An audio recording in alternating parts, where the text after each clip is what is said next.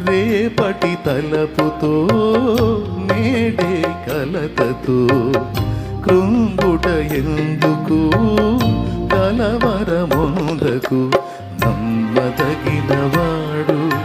నీ దేవుడు సర్వకాలము